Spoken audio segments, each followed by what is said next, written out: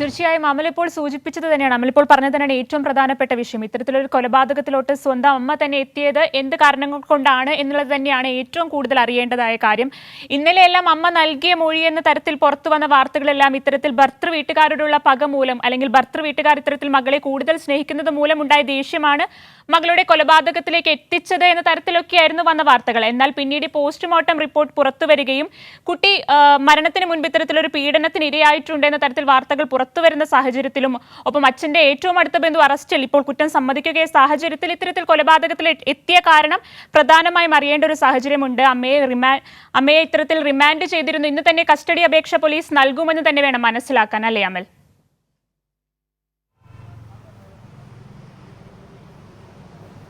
അനന്യ, തീർച്ചയായും ആദ്യഘട്ടത്തിൽ ഈ സന്ധ്യ നൽകിയിരുന്ന മൊഴി തൻ്റെ കുടുംബത്തിൽ, അതായത് ഭർത്താവുമായി തനിക്ക് നിരവധി പ്രശ്നങ്ങളുണ്ടായിരുന്നു. ആ പ്രശ്നങ്ങളൊന്നും തന്നെ ഈ കുട്ടി അറിയുവാൻ വേണ്ടി പാടില്ല, ആ ഒരു പ്രശ്നത്തിൻ്റെ ഭാഗമായി കുട്ടി ഉണ്ടാകുവാൻ വേണ്ടി പാടില്ല എന്ന ഉദ്ദേശത്തോടു കൂടിയാണ് ഇത്തരത്തിൽ ഈ കുട്ടിയെ കൊലപ്പെടുത്തിയതെന്നായിരുന്നു ആദ്യഘട്ടത്തിൽ നൽകിയിരുന്ന മൊഴി. എന്നാൽ പിന്നീട്, അതായത് കഴിഞ്ഞ ദിവസം ഏറ്റവും അവസാനമായി നൽകിയ മൊഴിയിൽ സൂചിപ്പിക്കുന്നത് തൻ്റെ ഭർത്തൃ വീട്ടുകാർ ദുഃഖിക്കുന്നത്, അവർ വിഷമിക്കുന്നത് തനിക്ക് കാണണമെന്ന ആഗ്രഹമുണ്ടായിരുന്നു. അതിൻ്റെ അടിസ്ഥാനത്തിലാണ് ഈ കുട്ടിയെ കൊലപ്പെടുത്തിയത് എന്ന രീതിയിലുള്ള ഒരു മൊഴിയാണ് ഏറ്റവും അവസാനം സന്ധ്യ നൽകിയിട്ടുണ്ടായിരുന്നത്. ഇനി ഇപ്പോൾ കൂടുതൽ ചോദ്യം ചെയ്യലിൻ്റെ ഭാഗമായി മാത്രമേ കാര്യങ്ങൾ ഒരു വ്യക്തത ലഭ്യമാകുകയുള്ളൂ. അതേസമയം തന്നെ മറ്റൊരു പ്രധാന കാര്യം, ഈ സന്ധ്യയ്ക്ക് ചില മാനസിക പ്രയാസങ്ങൾ അടക്കം ഉണ്ടായിരുന്ന രീതിയിലുള്ള പ്രതികരണങ്ങളും കഴിഞ്ഞ ദിവസങ്ങളിൽ ഈ ബന്ധുക്കളുടെ ഭാഗത്തുനിന്ന്, അത് സന്ധ്യയുടെ ബന്ധുക്കളാണെങ്കിലും സന്ധ്യയുടെ ഭർത്താവിൻ്റെ ബന്ധുക്കളുടെയും അയൽവാസികളുടെയും ഒക്കെ ഭാഗത്തു നിന്നും ഉണ്ടായിരുന്നു. ഈ കുടുംബത്തിലൊരു പ്രശ്നമുണ്ടാകുന്ന സാഹചര്യങ്ങളിൽ സാധാരണ ഒരാൾ പെരുമാറുന്നതിനപ്പുറം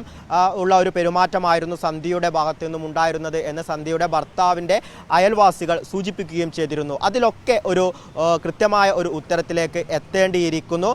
അതോടൊപ്പം തന്നെ ഇപ്പോൾ സൂചിപ്പിച്ച ഈ കാര്യങ്ങൾ തന്നെയാണ് ഈ കൊലപാതകത്തിൻ്റെ മോട്ടീവ്, അല്ലെങ്കിൽ കൊലപാതകത്തിന് പിന്നിലുണ്ടായ കാരണം അത് എന്താണ് എന്നുള്ളതാണ്. അതിലാണ് വലിയ ദുരൂഹതകൾ ഉള്ളത്.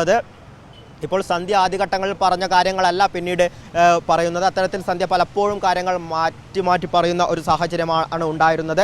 അതിനാൽ തന്നെ അത് പൂർണ്ണമായും അന്വേഷണ സംഘം വിശ്വാസത്തിൽ എടുത്തിട്ടില്ല. കൂടുതൽ തെളിവുകളുടെ അടിസ്ഥാനത്തിൽ മാത്രമേ അതിലൊരു ധാരണ ഉണ്ടാവുകയുള്ളൂ.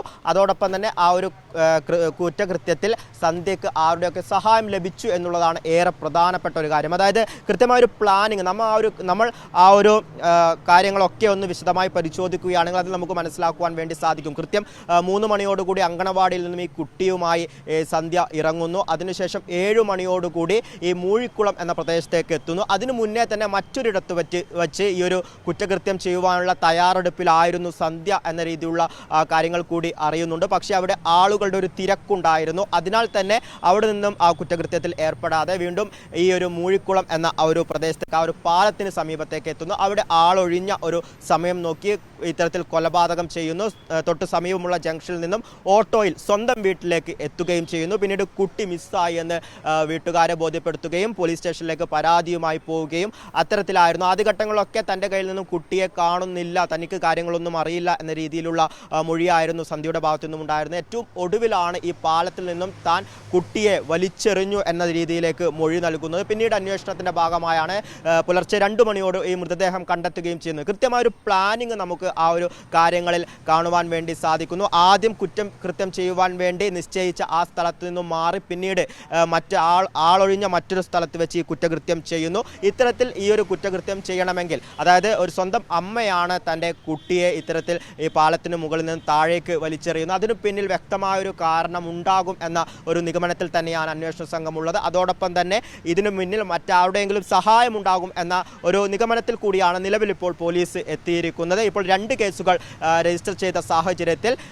ഈ പോക്സോ കേസിലെ പ്രതിക്കും ഇതിനു പിന്നിൽ ഒരു കൃത്യമായ പങ്കുണ്ട് എന്നാണ് വ്യക്തമാക്കുന്നത്. അതേസമയം പലപ്പോഴായി ഈ സന്ധ്യക്ക് നേരത്തെ സൂചിപ്പിച്ചതുപോലെ തന്നെ ചില മാനസിക വെല്ലുവിളികൾ നേരിടുന്ന ആളാണ് എന്ന കാര്യങ്ങൾ കൂടി ബന്ധുക്കൾ, പ്രത്യേകിച്ച് ഈ ഒരു പ്രതിയുടെ, അതായത് സന്ധ്യയുടെ ഭർത്താവിൻ്റെ ബന്ധുക്കളൊക്കെ ആരോപിച്ചിരുന്നു. അത് ഏതെങ്കിലും തരത്തിലുള്ള കാര്യങ്ങൾ മറച്ചുവെക്കാനാണോ, ഇത്തരത്തിൽ ഈ പോക്സോ കേസുമായി ബന്ധപ്പെട്ട കാര്യങ്ങളൊക്കെ മറച്ചുവെക്കുവാനാണോ, ഇത്തരത്തിൽ കേസ് വഴിതിരിച്ചു വിടുവാനാണോ എന്ന സംശയങ്ങൾ അടക്കമുണ്ട്. അതിനാൽ തന്നെ ഈ പോക്സോ കേസിനു പിന്നിൽ അല്ലെങ്കിൽ ഈ ഒരു കൊലപാതകത്തിനു പിന്നിൽ കൂടുതൽ പേരുടെ പങ്കുണ്ടോ എന്ന ഒരു സംശയം കൂടി അന്വേഷണ സംഘത്തിൽ ഉണ്ട്. അന്വേഷണം മുന്നോട്ട് പോയാൽ മാത്രമേ നിലവിൽ അതുമായി ബന്ധപ്പെട്ട് കൂടുതൽ വിവരങ്ങൾ ലഭിക്കുകയുള്ളൂ. രഹസ്യ സ്വഭാവം, അതായത് അതീവ രഹസ്യ സ്വഭാവം തന്നെയാണ് ഈ അന്വേഷണത്തിന്റെ ഭാഗമായി ഉദ്യോഗസ്ഥർ മുന്നോട്ട് വയ്ക്കുന്നതെങ്കിലും അല്പസമയത്തിനകം ഒരുപക്ഷേ മാധ്യമങ്ങളെ കണ്ടേക്കാം എന്ന രീതിയിലുള്ള വിവരങ്ങളാണ് ലഭിക്കുന്നത്. അന്വേഷണ സംഘം അത്തരത്തിൽ മാധ്യമങ്ങളെ കാണുമ്പോൾ കൂടുതൽ വ്യക്തതകളിലേക്ക് നമുക്ക് എത്തുവാൻ വേണ്ടി സാധിക്കും. നമ്മുടെയൊക്കെ മനസ്സുകളിൽ ഉള്ള ഈ ചോദ്യങ്ങൾക്ക്, അതായത് എന്തിനാണ് കൊലപാതകം നടത്തിയത്, ഈ പോക്സോ കേസിലെ പ്രതിക്ക് ഈ കൊലപാതകത്തിൽ പങ്കുണ്ടോ, ഇത്തരത്തിൽ ഈ ഒരു കൊലപാതകത്തിൽ സന്ധ്യയെ സഹായിച്ചിട്ടുണ്ടോ, അങ്ങനെ സഹായിച്ചിട്ടുണ്ടെങ്കിൽ അതിന് പുറമെ മറ്റൊരാൾ കൂടി, ഈ പോക്സോ കേസിലെ പ്രതിക്ക് പുറമെ രണ്ടാമത് മറ്റൊരാൾ കൂടി ഈ സന്ധ്യയെ സഹായിച്ചിട്ടുണ്ടോ, ഒപ്പം അത്തരം കാര്യങ്ങളിൽ സന്ധ്യക്ക് മാനസിക വെല്ലുവിളികളൊക്കെ ഉണ്ടായിട്ടുണ്ടോ, അത്തരം കാര്യങ്ങളിലൊക്കെ ഒരു ഉത്തരം അല്ലെങ്കിൽ അതുമായി ബന്ധപ്പെട്ട ചില വിവരങ്ങളെങ്കിലും ഈ അന്വേഷണ സംഘത്തിൻ്റെ ഭാഗത്തു നിന്നും ലഭ്യമാകും എന്ന ഒരു പ്രതീക്ഷ കൂടി നിലവിലുണ്ട്. ഇതുതന്നെയായാലും ആ പ്രതികരണങ്ങൾ കൂടി ലഭിച്ചാൽ മാത്രമേ നമുക്ക് അത്തരം കാര്യങ്ങളിലേക്ക് കടക്കുവാൻ വേണ്ടി സാധിക്കൂ. വളരെ പെട്ടെന്ന് തന്നെയാണ് നിലവിൽ അന്വേഷണം മുന്നോട്ട് പോയിക്കൊണ്ടിരിക്കുന്നതെന്ന് കാണുവാൻ വേണ്ടി സാധിക്കും.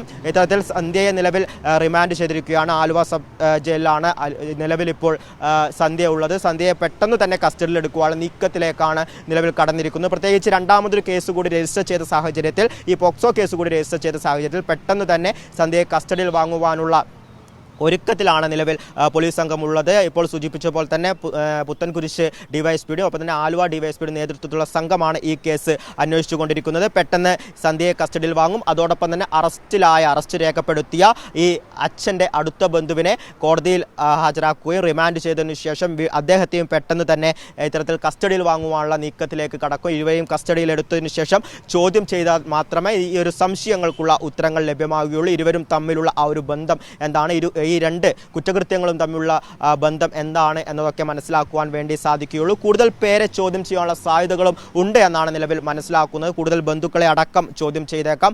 ആദ്യഘട്ടം മുതൽ, അതായത് കഴിഞ്ഞ ദിവസം തന്നെ ഈ റൂറൽ SP മാധ്യമങ്ങളോട് പ്രതികരിച്ച സാഹചര്യത്തിൽ ഈ ഒരു കാര്യം വ്യക്തമാക്കിയിട്ടുണ്ട്. അതായത് ബുധനാഴ്ചയാണ് ചെങ്ങമനാട് പോലീസ് സ്റ്റേഷനിൽ നിന്നും റൂറൽ SP മാധ്യമങ്ങളോട് പ്രതികരിച്ചിട്ടുണ്ടായിരുന്നത്.